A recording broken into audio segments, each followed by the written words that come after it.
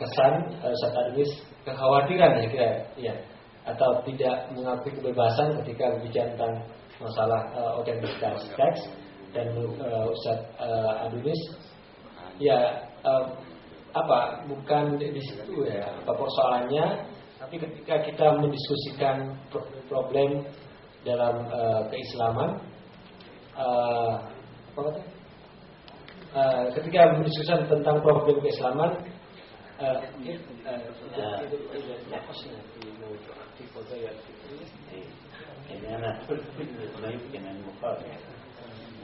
أنا أظن هو يشير إلى مسألة أنا يجب أن أقولها، وأنني لا أحب أنا ليس هدفي أن أحارب المتدين الشخص المتدين.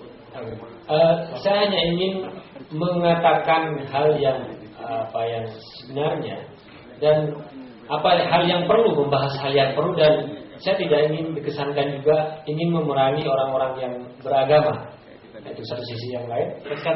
فكما أؤمن أن الفرد يمكن أن يكون بوذيا بحرية أو مسيحيا بحرية، يمكن أيضا أن يكون مسلما، فأنا لا أحارب الإيمان. Ya, saya tidak memerangi keimanan karena seorang yang penganut Buddha ataupun Kristen ataupun Muslim bisa menjadi orang yang merdeka, orang yang bebas. أحارب المؤسسة الدينية. Saya memerangi lembaga-lembaga keagamaan. Ayo. وأحارب كل امتدادات الدين إلى المجتمع في الثقافة، في السياسة، في الاقتصاد، في كل شيء. Saya memerangi perpanjangan dari agama dalam masyarakat, baik itu dalam politik, budaya, ya sosial atau apapun. Perpanjangan agama di masyarakat itu saya memerangi.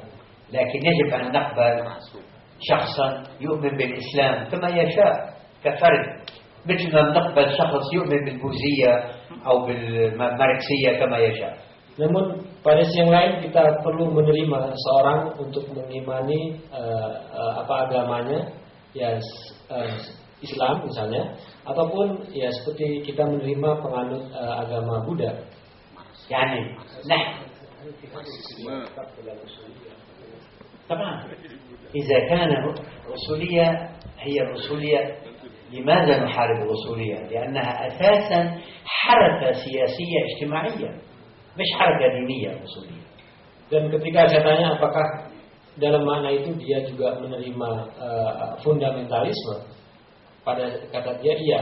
Tapi kita memerangi fundamentalisme itu bukan dia sebagai gerakan keagamaan, tapi sebagai gerakan politik yang melakukan perpanjangan agama terhadap masyarakat. يعني أنا أقبل ابن تيمية كمفكر أناقشه وأقبله وأدافع عنه حتى، لكن لا أقبل الحركة الوهابية كحركة. Dan saya menerima التي تنتمي إلى ابن تيمية. Dan saya menerima Ibnu Taimiyah sebagai seorang pemikir, dan saya akan berdebat dengan dia, dan saya mungkin juga akan membela dia. Tapi saya akan tidak pernah menerima gerakan Wahabiyah yang berafiliasi kepada pemikiran Ibnu Taimiyah. إذا لم نقم نحن بهذا التمييز سنكون مثلهم. Kalau kita tidak bisa melakukan pembedaan seperti tadi, maka kita akan seperti mereka. Gimana? Ini masih kita gimana? Masih Mas Guntur. Satu aja. 3 pertanyaan lagi boleh nggak? Mas Guntur. Ayo, oke. Mas Jawab pada pertanyaan? Ya, ini ada hasil pada saya. Hasil jangan.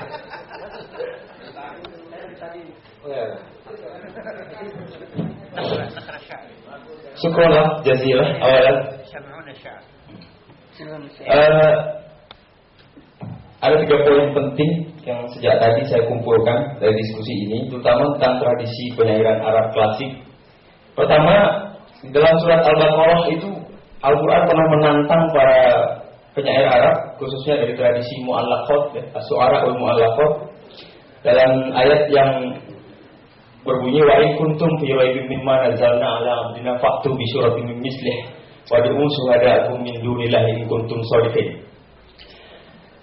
Yang terjemahannya lebih kurang, jikalau Anda masih ragu-ragu dengan ayat-ayat yang kami turunkan kepada hamba kami, maka para penyair datangkan ayat saja, bikinlah satu ayat saja yang serupa semisal Al-Quran, dan ajaklah para sejawat-sejawat kalian yang hebat-hebat itu untuk membuat satu surat saja.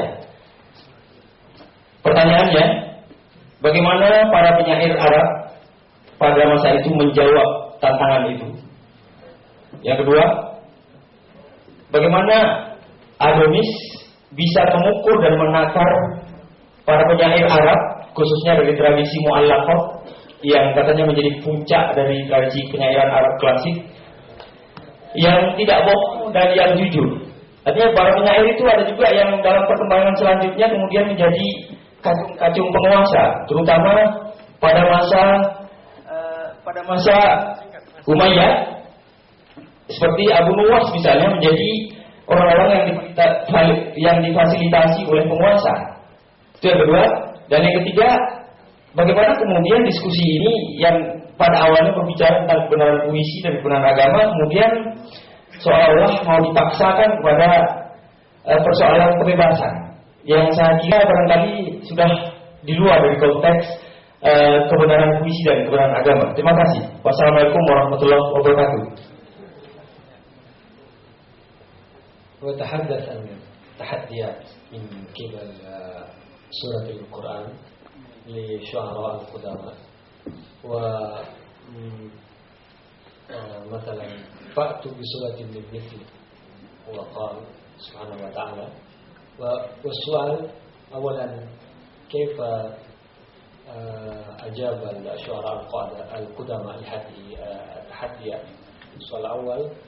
والثاني كيف رأي أدونيس في المعلقات السبع. وثالثا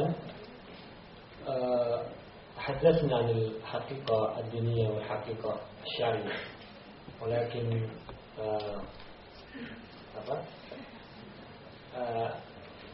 يكون الحوار عن الحرية. هل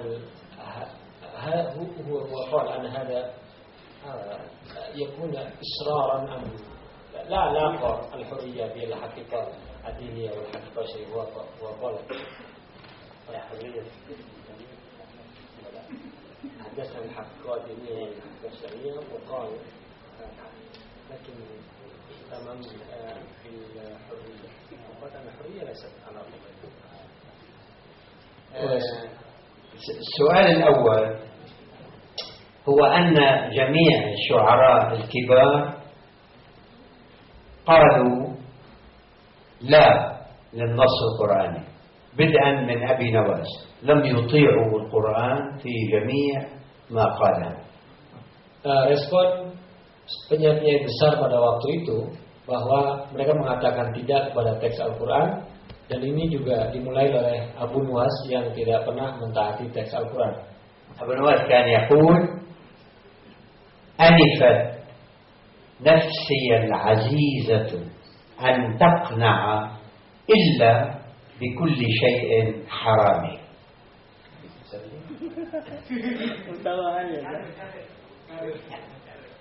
أنفت رفضت ترفض نفسي العزيزة أن تقنع إلا بالحرام، ما بقنع إلا بالحرام.